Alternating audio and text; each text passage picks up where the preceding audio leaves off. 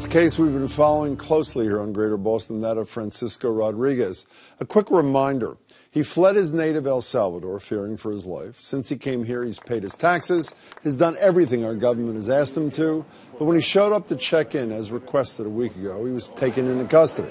Yesterday, a federal judge denied Rodriguez's lawyer's request that he be released as his deportation fight goes on.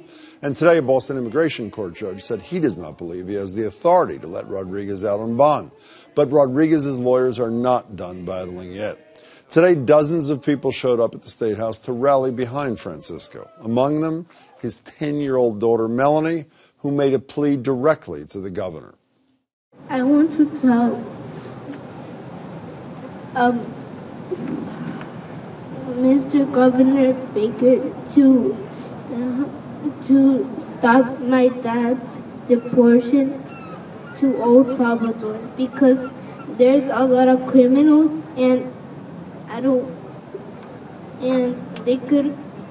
they kill people, they rob, they do bad things, and if he goes, I'm going with him. And if he goes, I'm going with him. Man. Melanie then led a group into the governor's office to deliver a petition asking him to take action. Governor Baker later told a reporter that ICE should focus on violent criminals and that Francisco did not meet that criterion. Matt Cameron is one of Rodriguez's lawyers and joins me again now. Matt, it's good to see you. Federal court refused to release your client Francisco from custody pending this petition in an attempt to overturn what they've decided. What did you argue and what did they deny? Our singular focus has been getting him back with his family. His wife was due on August 3rd. This is critical. High-risk pregnancy, absolutely, you told us too. Absolutely. He needs to be. There's a dedicated father, and it's all he wants. It's all he's thinking of. But we argued this morning with the immigration judge that he had authority because it has been so long since that order became final, since the final removal order kicked in. So he actually has the authority to review that custody now and to find that it was unlawful. He found he didn't have that authority. Are you proceeding on the custody route with anybody? Does anybody have the authority to use the term you just used now, or no? ICE does. ICE is holding him, and they have the authority to release him on an ankle bracelet, on a bond, and any other conditions they want to set. But they've refused to do that. My understanding is there's one piece of good news here, correct me if I'm wrong, that ICE has agreed not to deport him during the pendency of these petitions you have filed all over the place? Sure. We have 3 different fights going at the same time right now, and they're going to let these play out. I mean, I would see that as a sign of hope. Is it a sign of hope? Is it a reaction to public pressure, the power of your litigation? What's that about? Is that ordinary? Ordinarily, he'd be in Louisiana or Texas by now, so I'd have to say... On his way back to El Salvador. For sure, for sure. And a lot of this has to do with the work that Goodwin Procter did to get this in the door in the federal court, too. So, were you there when his kid spoke? I was. What was that? I mean, just watching it on video, what was that like? I've known Melanie for a while, and I've seen her speak before, but it still brought tears to my eyes. It does every time. Does her father know that she spoke at this thing? He knows that she's been out there. I don't know about today, but yeah. And she wanted to do this? She does. On her own? She wants the public to know what they're going through.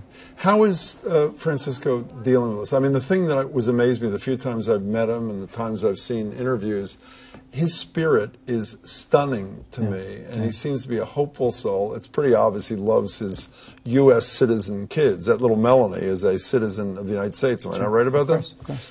How is he doing? As well as you could expect. He's been in for a week now. It's been a very long week at taxpayer expense that he's been sitting there when he could be with his family, and it's weighing on him. So when do we expect to hear, for example, from ICE? You have a petition pending with them themselves, essentially to reverse themselves. Is that not true? We've been trying to keep the pressure on for that. They denied the stay, but we have a habeas petition pending in the federal court. That's Tell the major people what that action means in English. So that's essentially a request to have ICE justify its custody. We're arguing right now this is unlawful. It was a violation of the promises they made to him, and it was certainly it should be reviewed by a federal judge. And this is moving relatively rapidly, so the time frame for everything that's going on in every jurisdiction, every venue, is pretty tight, is it not? It is. This is death penalty work on a very, very short schedule. And what do you expect next? When do you expect to hear from what particular jurisdiction next? What's the next step?